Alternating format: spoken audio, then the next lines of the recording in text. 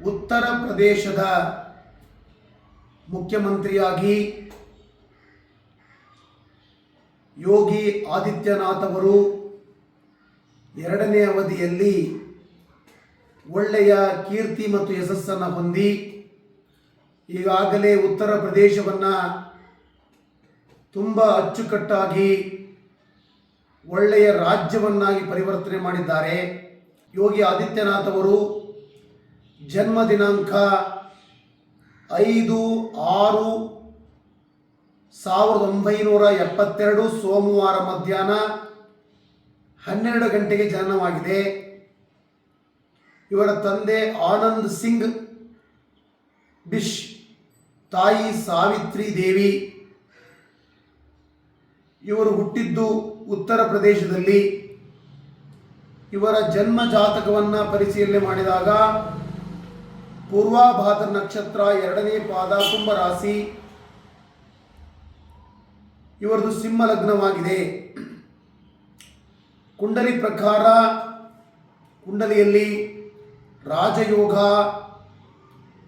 ಗುರು ಶುಕ್ರ ಯೋಗ, ಬುಧಾದಿತ್ಯ ಯೋಗ, ವಿಷ್ಣು ಲಕ್ಷ್ಮಿ ಯೋಗ, ಪ್ರಬಲ ಧನ ಯೋಗ, ಗುರು ಮಂಗಳ ಯೋಗ, ರಾಜಮಂತ್ರಿ ಯೋಗ, ಹಾಗೆ ಅನೇಕ ಮಹತ್ತರವಾಗಿರುವಂತಹ ಯೋಗವನ್ನು ಹೊಂದಿದಂಥ ಜಾತಕವಾಗಿದೆ.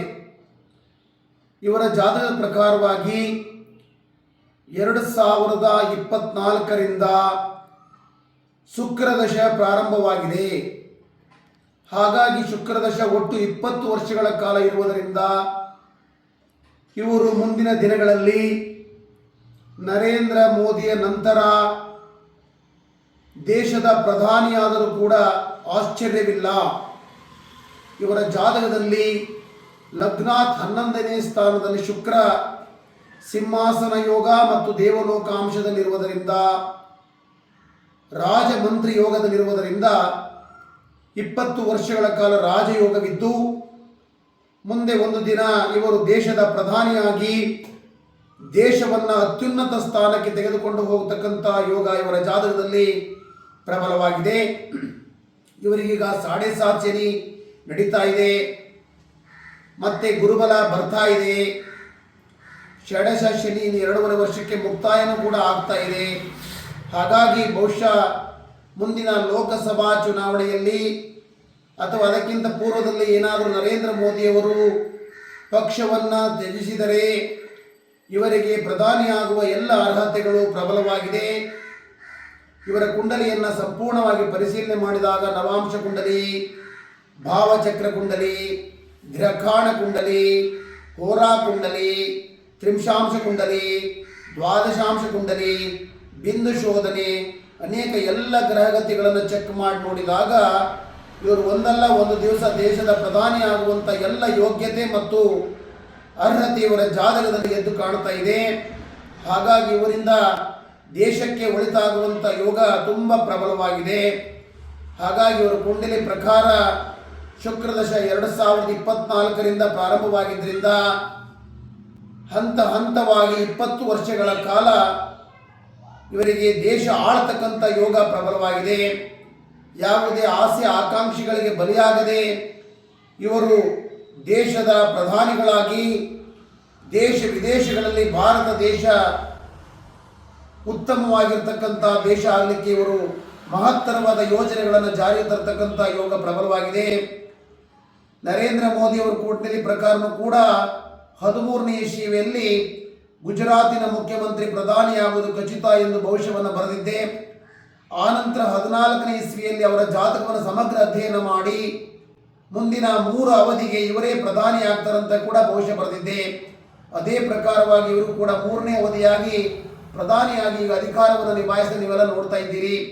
ಅದೇ ಪ್ರಕಾರವಾಗಿ ನರೇಂದ್ರ ಮೋದಿ ಜಾತಕದ ಪ್ರಕಾರನೇ ಯೋಗಿ ಆದಿತ್ಯನಾಥ್ ಜಾತಕನೂ ಕೂಡ ಇರೋದ್ರಿಂದ ಇವರು ಕೂಡ ಒಂದಲ್ಲ ಒಂದು ದಿವಸ ಈ ದೇಶದ ಪ್ರಧಾನಿಯಾಗಿ ಭಾರತ ದೇಶವನ್ನು ಮುನ್ನಡೆಸುವಂಥ ಯೋಗ ತುಂಬ ಪ್ರಬಲವಾಗಿದೆ. ಹಾಗಾಗಿ ಇವರ ಜಾತಕವನ್ನು ಆಳವಾದ ಅಧ್ಯಯನವನ್ನು ನಾವು ಮಾಡ್ತಾ ಇದ್ದೇವೆ, ಸದ್ಯನೂ ಕೂಡ ಮಾಡಿದ್ದೇವೆ. ಹಾಗಾಗಿ ಇವರ ಜಾತಕ ಪ್ರಕಾರ ಒಳ್ಳೆಯ ಕೀರ್ತಿ ದೇಶಕ್ಕೆ ಬರುವಂಥ ಯೋಗ ಇದೆ. ಇವರು ತೆಗೆದುಕೊಳ್ಳುವಂಥ ನಿರ್ಧಾರಗಳು ನಮ್ಮ ದೇಶಕ್ಕೆ ಒಳಿತಾಗ್ತದೆ.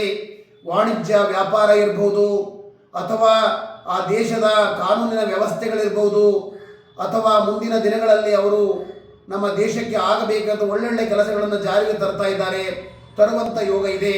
ನರೇಂದ್ರ ಮೋದಿ ಜಾತಕ, ಇಂದಿರಾ ಗಾಂಧಿ ಜಾತಕ, ರಾಜೀವ್ ಗಾಂಧಿ ಜಾತಕ, ವಾಜಪೇಯಿ ಜಾತಕ, ಹಾಗೆ ಅಡ್ವಾಣಿ ಜಾತಕ, ಹೀಗೆ ಇವರ ಜಾತಕ ಕೂಡ ಅತ್ಯಂತ ಉಜ್ವಲವಾದಂಥ ಯೋಗವನ್ನು ಇವರ ಜಾತಕ ಹೊಂದಿದೆ ಎಂದು ಸಾಗರದ ಪ್ರಖ್ಯಾತ ಜ್ಯೋತಿಷ್ಯ ಭಾಸ್ಕರ ಸಿ ಕೊಟ್ರೇಶಯ್ಯ ಕಲ್ಯಾಣ ಮಠ ಭವಿಷ್ಯ ಬರೆದಿದ್ದಾರೆ. ಇವರ ಫೋನ್ ನಂಬರು 9487826619 ಹಾಗೂ 63 64 64 0 619 ಇರುತ್ತದೆ. ಹಾಗಾಗಿ ಇಂಥ ಮಹತ್ವ ಜಾತಕಗಳು ಸಾಕಷ್ಟು ನಾವು ಬರೆದಿದ್ದೇವೆ. ಅದೇ ಪ್ರಕಾರ ಮೋದಿ ಥರನೇ ಇವರು ಕೂಡ ಜಾತಕ ಇರೋದ್ರಿಂದ ಇವರಿಗೂ ಕೂಡ ಪ್ರಧಾನಿಯಾಗುವಂಥ ಯೋಗ್ಯತೆ ಮತ್ತು ಜಾತಕದಲ್ಲಿ ಪ್ರಬಲವಾಗಿದೆ. ಬಹುಶಃ ಈ 2028-29ಕ್ಕೆ ಅವರಿಗೆ ಮಹತ್ತರವಾಗಿರ್ತಕ್ಕಂಥ ಯೋಗ ಪ್ರಾರಂಭವಾಗ್ತಾ ಇದೆ. ಹಾಗೆ ಇವರನ್ನೇ ದೇಶದ ಮುಂದಿನ ಪ್ರಧಾನಮಂತ್ರಿಯಿಂದ ಘೋಷಣೆ ಮಾಡಿದರೆ ಮತ್ತೆ ನಮ್ಮ ದೇಶದಲ್ಲಿ BJP ಅಧಿಕಾರ ಬರಲಿಕ್ಕೆ ಸಾಧ್ಯತೆ ಇದೆ. ಹಾಗಾಗಿ ಅಂಥ ಒಂದು ಮಹತ್ವವಾದ ಯೋಗವನ್ನು ಇವರ ಜಾತಕ ಹೊಂದಿದೆ ಅಂತ ನಮಗೆಲ್ಲ ಜಾತಕ ಪ್ರಕಾರ ಕಾಣ್ತಾ ಇದೆ. ಎಲ್ಲರಿಗೂ ಒಳ್ಳೆಯದಾಗಲಿ, ದೇಶಕ್ಕೆ ಒಳ್ಳೆಯದಾಗಲಿ. ನಮಸ್ಕಾರ.